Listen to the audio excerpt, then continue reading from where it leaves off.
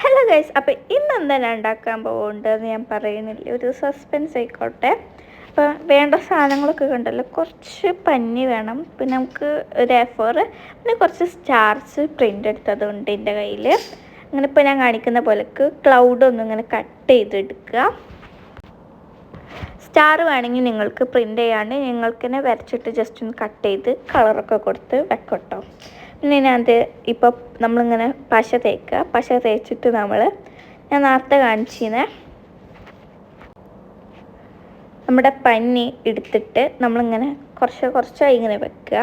ഇതല്ലാന്നുണ്ടെങ്കിൽ നിങ്ങൾക്ക് പഞ്ഞി വെച്ച് തന്നെ പേപ്പറൊന്നും ഇല്ലാണ്ട് പഞ്ഞി വെച്ച് തന്നെ ഇങ്ങനെ ഒരു ക്ലൗഡ് പോലൊക്കെ ഉണ്ടാക്കാൻ പറ്റുമെങ്കിൽ അങ്ങനെ ചെയ്യാം. പക്ഷെ എനിക്ക് അങ്ങനെ പറ്റാത്തതുകൊണ്ടാണ് ഞാൻ ഇങ്ങനെ പേപ്പറും ഒട്ടിക്കുന്നത്. പേപ്പറും ഒട്ടിച്ചിട്ട് വലിയ രസമൊന്നുമില്ല, ബട്ട് കുഴപ്പമില്ല, ഭംഗിയുണ്ട്.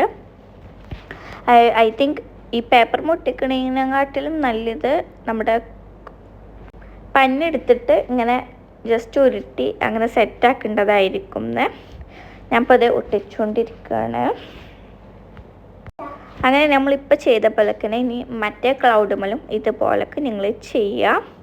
അപ്പോൾ അതിന് മറ്റേ ക്ലൗഡ് മൂലം ചെയ്തിട്ടുണ്ട്. കാണാൻ ഭംഗിയൊക്കെ ഉണ്ട്, പക്ഷേ ആ ഒരു ഷേപ്പ് അങ്ങോട്ട് കിട്ടുന്നില്ല. അത് നമുക്കൊന്ന് വേണമെങ്കിൽ വെട്ടിയൊക്കെ സെറ്റാക്കാം.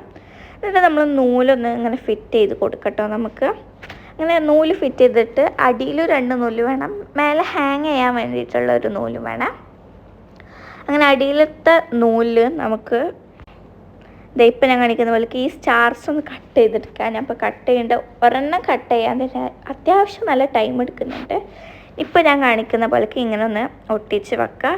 ഇനി ഞാൻ അങ്ങനെ ഫുൾ ഒട്ടിച്ചു. പിന്നെ ഇടയ്ക്ക് വേണമെങ്കിൽ നമുക്കൊരു മുത്തൊക്കെ വെക്കാം കേട്ടോ. അപ്പോൾ വീഡിയോ ഇഷ്ടപ്പെട്ടാൽ ലൈക്ക് ചെയ്യുക, ഷെയർ ചെയ്യുക, സബ്സ്ക്രൈബ് ചെയ്യുക. Bye bye.